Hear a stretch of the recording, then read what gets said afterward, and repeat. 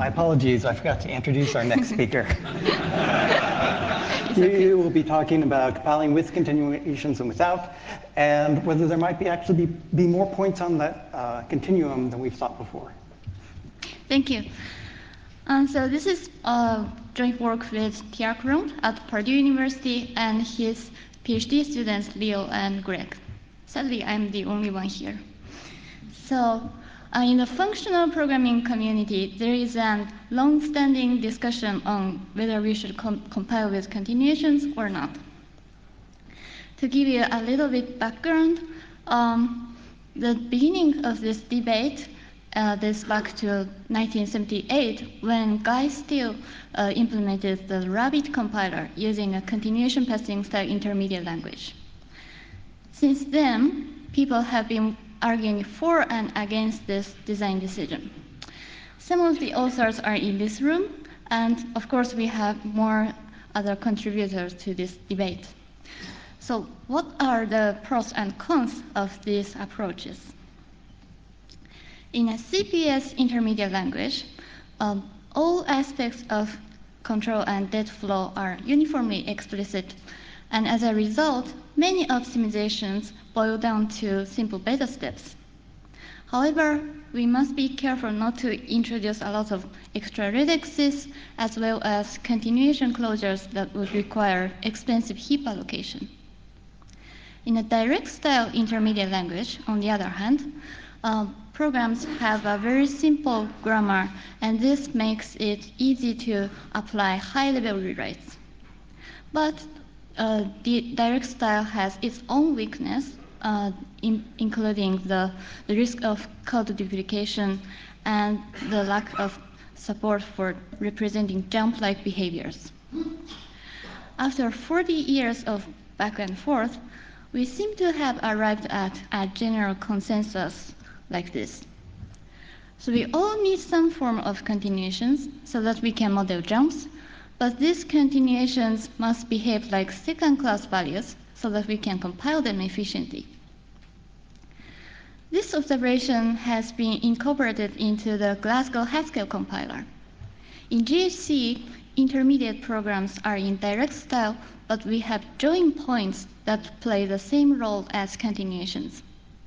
Join points are places where different execution paths join up together, like the J4 function in this example.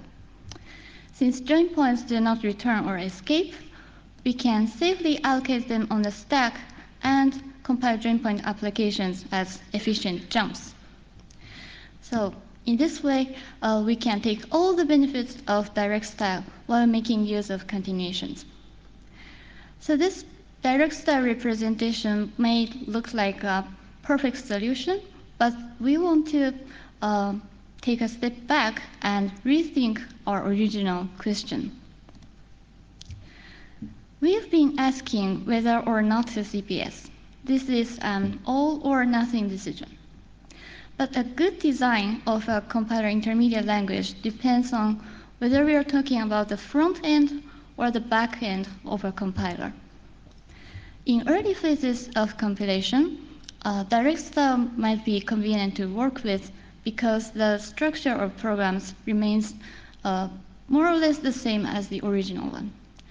But in later phases, CPS may do a better job since programs have an imperative reading that is convenient for code generation.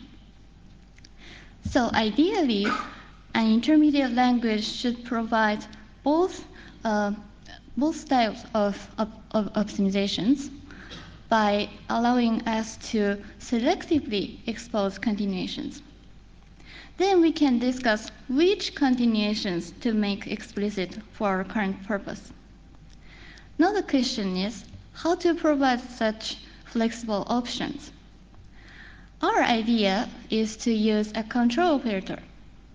Control operators are a well-studied device for handling continuations in direct style programs, and typically their semantics is defined by a CPS translation. The contribution of our work is to find a good design of a control operator-based intermediate language. So let's first look at how to optimize direct style programs using a control operator. Here's an example from the join point paper, which I rewrote in the Scala syntax. We have a function definition clause whose body is a pattern matching on some value v. And we are pattern matching on this whole construct against the true and false. What's important here is that the function j is a join point because it is tail called in a saturated form. So suppose we want to optimize this program. If we write E to mean the outer pattern match, what we want is something like this. Okay? So we would like to push the context into the definition of the join point and the non-jumping branch of the inner match. This program is semantically equivalent to the original one, but it provides an additional opportunity to simplify the C branch to false. So how do we do this transformation? In the join point paper, this transformation is done by giving J a special join point status. In their language, join points are introduced by the join keyword, and they are manipulated by two rewrite rules. The J-float rule copies the surrounding context into the sub-expressions of the join construct. And the abort rule discards the context surrounding join point applications. Using these rules, we can optimize our example in 4 steps. First, we define the J function as an explicit join point. Next, we copy the surrounding context into the definition and the body of join using J-float. And then we flatten this nested pattern matching by moving the outer match into the branches of the inner match through a commuting conversion. And lastly, we drop the context surrounding jumps using abort. The result is exactly what we want. The context is inserted into the right places, and the C branch can readily be reduced to false. While this transformation is reasonably simple, there is a kind of redundancy in the last 2 steps. We see that the context inserted into the A and B branches are immediately discarded in the next step. This is because J-float duplicates the surrounding context and puts one of the copies into the body expression E2. The problem with this semantics is that when we have applied J-float, we have to eagerly apply abort in the subsequent steps. This kind of dependency is not desirable because usually we assume that all rewrite rules can be applied in any order. In our intermediate language, we represent join points using a control operator, and we avoid rewrite rules that cause this kind of duplication of context. Our control operator C receives a continuation demanding function, and when it is surrounded by some context E, the context is absorbed into the continuation variable. Unlike J-float, there is no context surrounding the body E, and this means we can freely choose where to inject the context by explicitly calling the capture continuation in appropriate places. So let's see how this works in our example. So we start by wrapping the function definition clause around the C operator. The point here is that we insert a call to the capture continuation K to all but only places where we want to inject the context. Then we apply the C-float rule to absorb the context into the continuation. The result is already what we want. We don't have the copy and drop steps or any dependency among rewrite rules. So using our control operator, we can perform join point-based optimizations, but how do we statically ensure that continuations do not return or escape? In our language, we describe a function's returning behavior using types and its escaping ability using annotations. More specifically, when a function has a bottom result type, the function doesn't return, and when a variable is marked as second class, the variable doesn't escape. Then a continuation variable is just something that has both of these features. This treatment is different from previous studies, which often make a syntactic distinction between continuation and ordinary variables. An advantage of our approach is that we can expose second-class values at the level of source languages and use them to do some interesting optimization. So for instance, if a library writer has defined the for each function as receiving a second-class functional argument, then when we use for each, we can stack allocate its functional argument without inlining for each or knowing anything about its internal implementation. In a similar way, we can define non-local returns as second-class functions and use them to perform optimization across function invocations.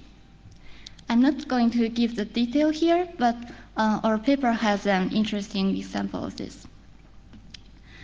Okay, so far we have been looking at the direct style optimization, but we can also lower programs into CPS via CPS translation.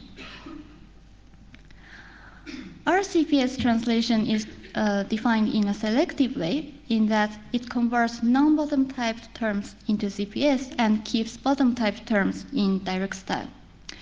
For instance, a lambda abstraction is always turned into CPS, but its body is translated differently depending on the return type.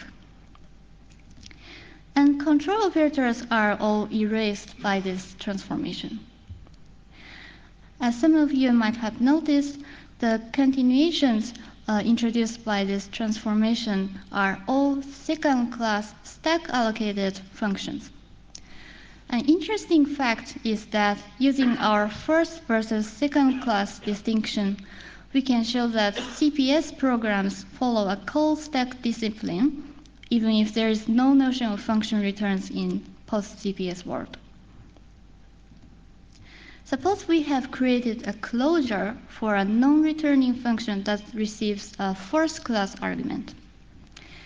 Then, when we apply this function, the stack may have some extra stuff in it, but we can revert the stack to what we had at the function creation time.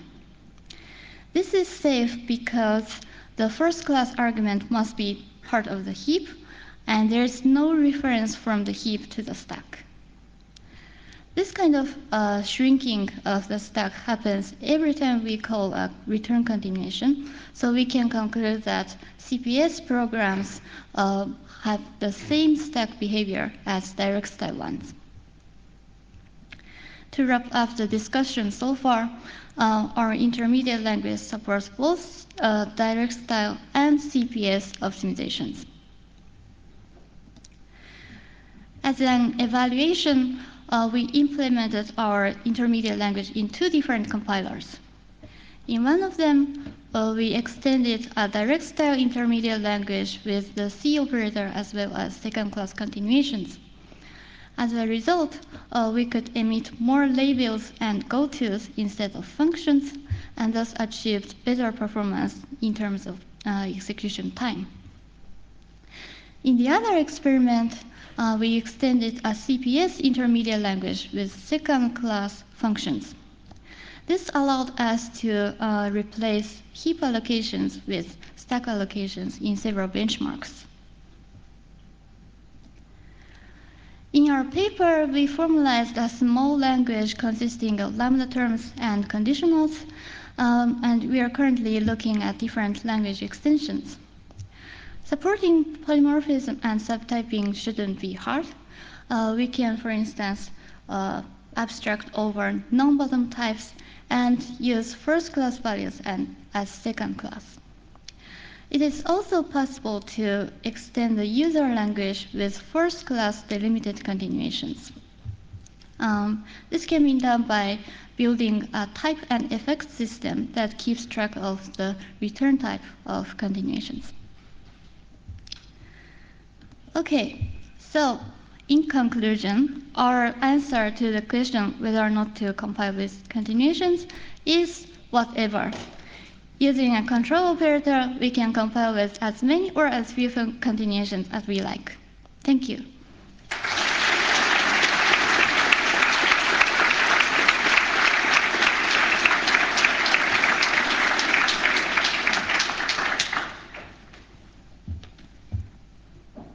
Bringing up Slido. Do we have any questions from the floor? Yes. Yeah, so I'm just a little confused. So you said that in your system you can stack allocate the continuations, right? Right. But I know that in Kennedy's system, you don't need to allocate anything at all, right? Because the names of continuations are just labels, and there's no right. one-time representation. So why do you need this extra stack allocation? Is it because you can also extract over the values? We're going to extend our language to first class or delimited continuations, and in that case we can just map continuation to labels and go to so yeah. Okay, we have a question from Slido. Can you explain more what modifying LMS means? What is the target? The LMS is something that TIARC built. It's a compiler framework, and actually all the implementation part was done by Purdue people, so it might be a good idea to directly ask them about the details. I think we had a question over here.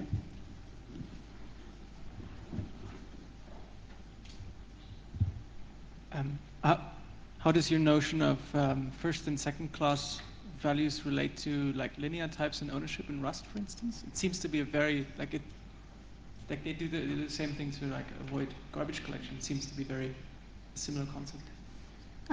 So in our language, the type system is built under three principles. First, every lambda abstraction has a first class body. And second, first class functions cannot close over second class free variables. And the third restriction is not related to this escaping ability, but non-returning terms can only appear in the tail position of expressions, like the body of abstraction or branches of conditionals. A question from Slido. In the optimizer, how do you decide how to insert the control operator? And where do you use the name continuations in its body? So, in principle, this introduction of the control operator can be done in the same way as we introduce join points in GHC. So we can just follow the join point insertion algorithm in Haskell to insert our control operator. And we have a question in the back over there. Hi, you. Hi. It seems to me that you introduce control operators in the intermediate language with a distinct downside of eliminating any chance of going back to traditional graph representations, for example, SSA. So you throw out, with that representation, you throw out all traditional ways of looking at program intermediate forms in the graph, things like SSA optimizations. Have you thought about that? Question number one.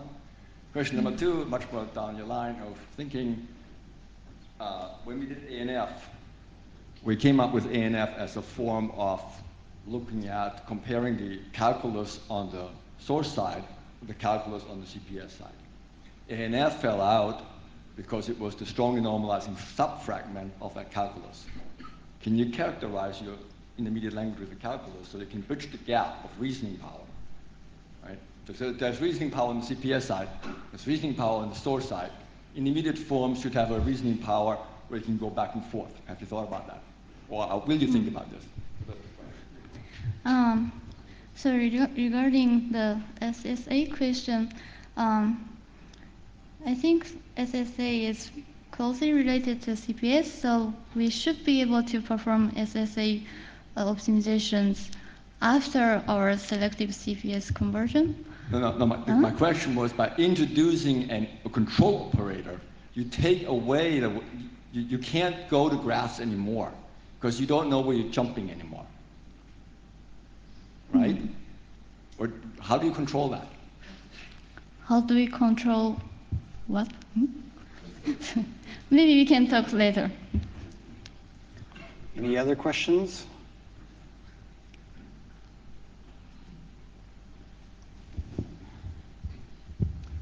So you mentioned that you could introduce your C operator, the control operator. You don't expect programmers to write that in their source program. You said no. I guess they could, but you're expecting the compiler to introduce them in much the same way as it might introduce join points. Yes. So my question is, can you go the other way? That is, can you take a program that uses the C operator and just turn it back into ordinary lambda calculus or a program with join points? So in other words, is it just almost a notational switch? You mean, can we just allow this C operator to appear in the user program? Could you take a program involving the C operator and just turn it back into an ordinary this partly relates to Matthias's question. Could you turn it back into an ordinary lambda calculus program with no C operator? I think I want to answer this question offline. Any other questions? Okay, let's thank the speaker. Thank you.